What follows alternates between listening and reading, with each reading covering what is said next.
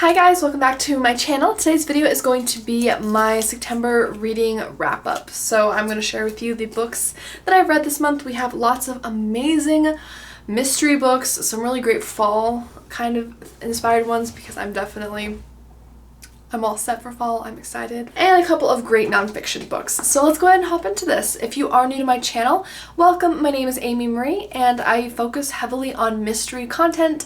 On this channel, you can expect to see different mystery book videos, mysteries, different historical mysteries I talk about. I do a series on my channel with makeup and history. I recently did one on a book we'll be featuring here in just a little bit. So if you're interested, I hope you hit subscribe and like this video to help me out, and let's go ahead and get started.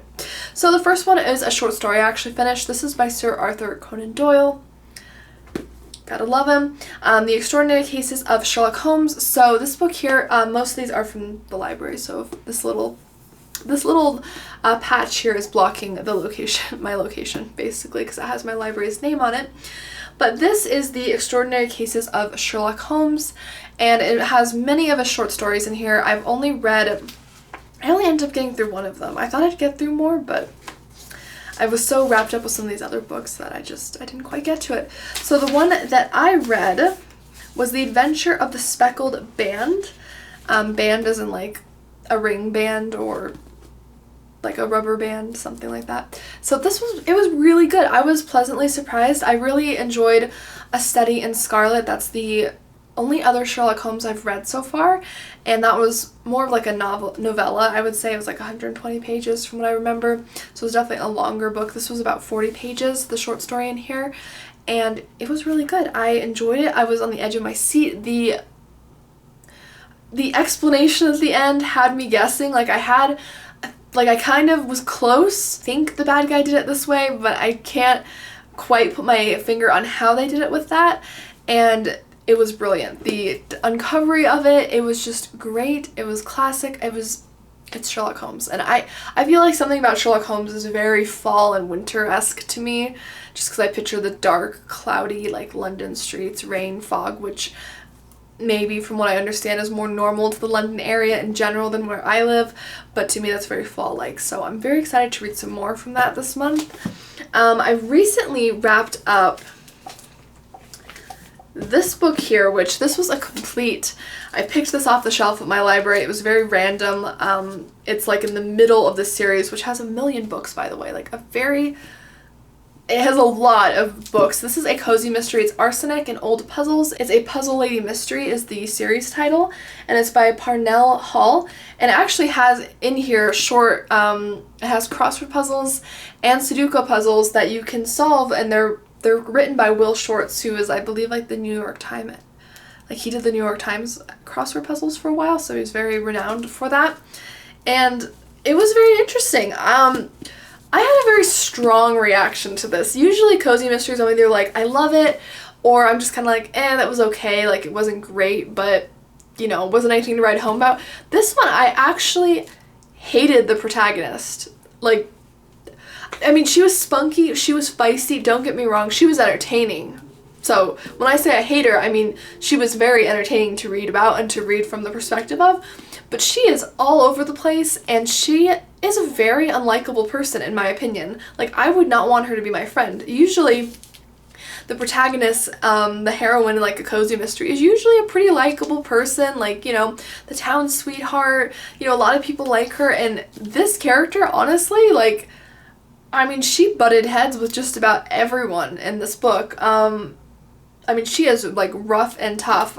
So I found it to be a very fun take on a cozy mystery because I had never read one where a protagonist was so obnoxious. I mean, she straight off like tells the police chief and like police officers that they're like morons, like right to their faces. Like, and I've not quite had one I like that. I've had people maybe who thought that, but to have someone actually like verbalize that, I was very in your face. The main character's name is Cora, and basically the book, I found this plotline to be very interesting.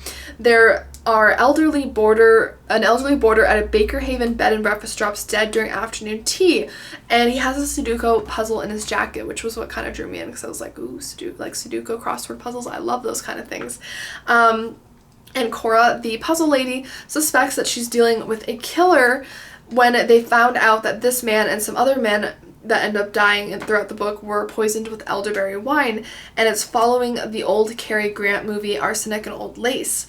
Very interesting, and I have to say, like, I mean, she is, her as a character, I'm still stuck on it, but she's a very unlikable person, and I don't know if I hate that or I love that. I kind of want to read one more from this series. There was one I put on my Goodreads to read list because it sounded very interesting, particularly because this is like book 12 or something out of the series. But yeah, she's a very rough character, and I mean, I know, you know, any character, they should have faults. That makes them a well fleshed out character, but a lot of cozy mysteries, you know, the person maybe has a fault, like they're kind of untimely, they run tardy a lot, they're, you know, they have like a fault like that, but it's like kind of a more forgivable fault. I mean, she is abrasive because she wants to be.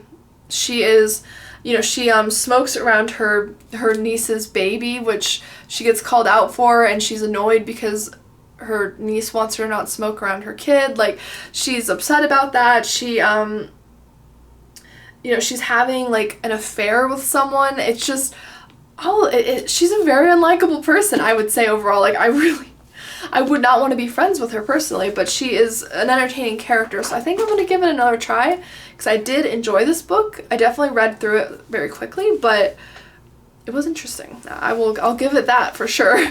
Let me know if you've read from that series. The next one, this is what actually my history and makeup series, my recent video, was on. It's the Radium Girls, and this is by Kate Moore. I read this once last year. It was very good, and this basically goes through the just heartbreaking story of the Radium Girls, who, how do we even summarize? Basically, radium was discovered by the Curies. It was a big discovery in the early 1900s, and it was being used for a lot of different things, especially when World War I hit, and they were beginning to use it on like dials and watches so that they would glow in the dark so that pilots could see at night when they were flying. That makes perfect sense. However, these girls who were working in the factories were being exposed to radium, and they were just having these horrific side effects, and the company just honestly just did not care much. Fantastic book. It is quite long, I would say. Yeah, I mean, it's a good 400 pages, so it's a solid book, but it's very, very good. I would say it's definitely a worthwhile read. And next I have the book Crewel World, and Crewel is spelled as in like the knitting sewing term. And this book is by Monica Ferris, and this was good. This was good. So basically, I read the book Tie Dye, which I talked about in the library haul where I hauled this book, and that was like, again, it was like, I don't know, 8th or 9th or something in the series, so it was because I just picked it off the shelf and it looked very interesting. So I wanted to go back and read the first book because I really enjoyed that cozy mystery novel. So basically, this is a book about Betsy, who has, her life is just falling apart. She's got a lot of things going on, and she needs a safe place to land. So she goes and visits her sister Margaret in Excelsior, Minnesota. I'm probably butchering that. She goes to visit her sister Margaret in Minnesota, and her sister runs a needlework shop, and she begins to work at that shop just as a way to, you know, make a little bit of money, because she just doesn't know what she's doing with life. She's a bit older. I want to say she's like maybe in her late 40s, early 50s, so she's a little bit older than most protagonists in cozy mysteries. The Puzzle Lady one as well, she was actually like, I think in her 60s maybe. So I think I like that, because a lot of the cozy mysteries that I read, and just I think the genre in general, like the one I'm about to talk about next, tend to be about like people in their like 20s or 30s maybe, but usually not into the 40s, 50s, and so forth. So I like just different perspectives. As makes for interesting characters to me. But unfortunately, and this is all in the back, so no spoilers, her sister Margaret is murdered. And her life, which was already in shambles, now becomes even more in shambles, because now, you know, she's left her sister's needlecraft shop. She doesn't care about the shop. Her sister's died. That's like her only family. She's got no children. I mean, just everything's a wreck. So she ends up going on this quest to figure out who murdered her sister, and that is the start of the Crewel World series. So I'm very I did enjoy it, and I am planning on picking up the next in the series. I think it's good. I feel like they can be a little slower than some other cozy mysteries to get into, but I feel the characters are very richly developed, so to me it's worth it. I really enjoy it. The next cozy mystery I recently finished is Trick or Deceit. This is a Celebration Bay mystery, and this, again, usually I pick books out, like, and I start at the beginning of the series, but my last library haul, I just did a bunch of random ones for whatever reason. But this is I believe this is like this is the 4th book in the Celebration Bay mystery series, and the main character's name is Liv, and basically she is like an event planner for Celebration Bay, which is the town that she's living in. She is a old New York like PR firm, so she's used to very stressful environments, and she is now in Celebration Bay, which is a much quieter, cozier town. She's really liking it. She's integrated well, and she's running a fundraiser where she's judging with other people haunted houses, and one of the haunted houses is chosen as the winner. Everything is going great until the haunted house is vandalized and a body of one of the judges is found on the premises, which is just, you know, a wrench in her plan. And here she is, and she's trying to get these big shots from New York to also fundraise, to help her with additional fundraising. And here she is, she's got a murder investigation on hand. Doesn't exactly look good, you know, PR-wise for her. So she's trying to figure out what happened. And I really enjoyed this. I thought Liv was spunky. I think she had some really interesting relationships that kept me guessing. The other characters were well fleshed out. I thought the town itself was really nice. And I especially liked her relationship.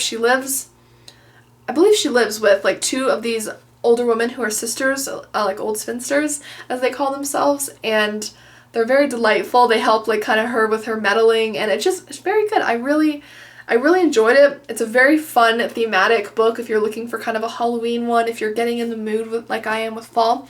I'm planning on doing a fall mystery book recommendation video very soon, and this will definitely be featured in it because it's really good. It's really good.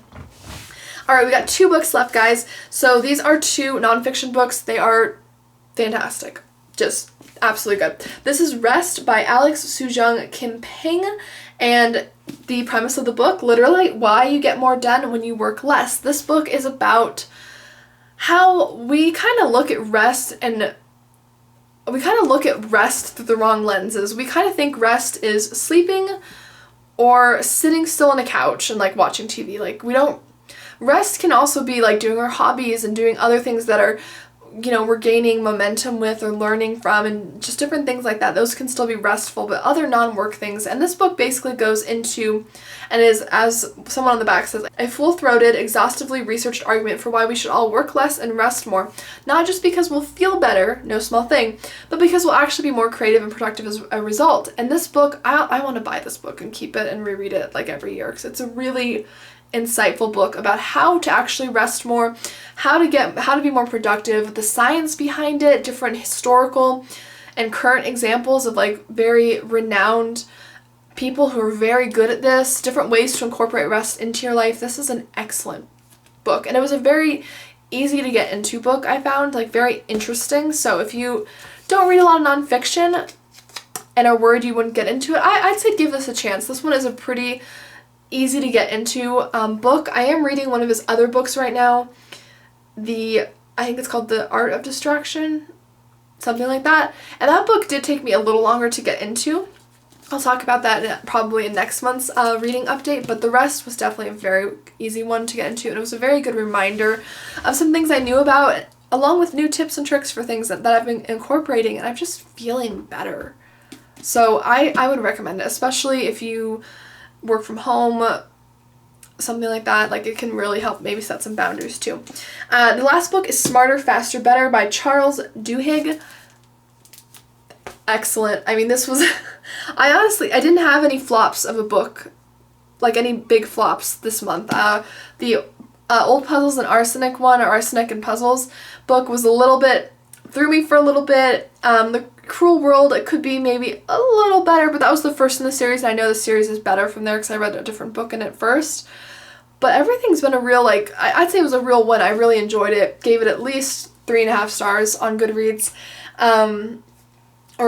you can't do half stars on Goodreads. You know what I mean. I would give it 3.5 stars or more on Goodreads. So this is Smarter, Faster, Better, The Secrets of Being Productive in Life and Business. This is fascinating. I couldn't put this down. Like, I read, like, I don't know, 80 pages the first night. And I mean, I'm a pretty quick reader, but still, all the same.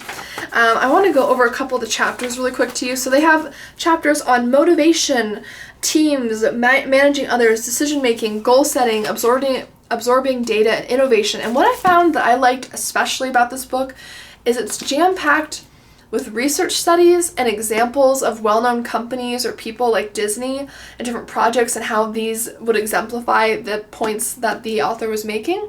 But at the end of the book, this is what I really loved, is it had a synopsis of everything.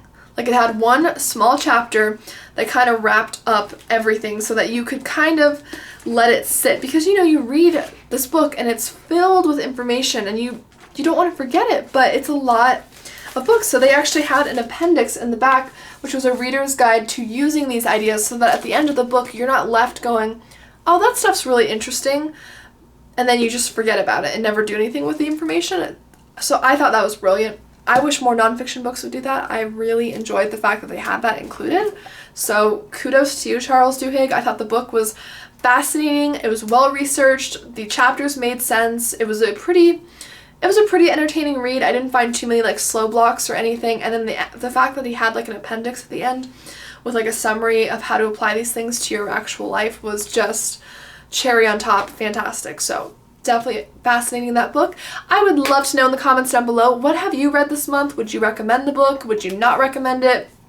Share some of your favorites that you've read recently. And if you have any fun fall or holiday favorites for the upcoming holiday season, let me know. I'm definitely like already fully like getting my Halloween books out, getting my fall Thanksgiving cozies. Like I'm fully in it. So if you have any favorite holiday or like seasonal reads, please let me know down below. And don't forget to like and subscribe for more content soon. I do publish mystery content every single week on this channel, and I look forward to seeing you guys all in my next video. Bye!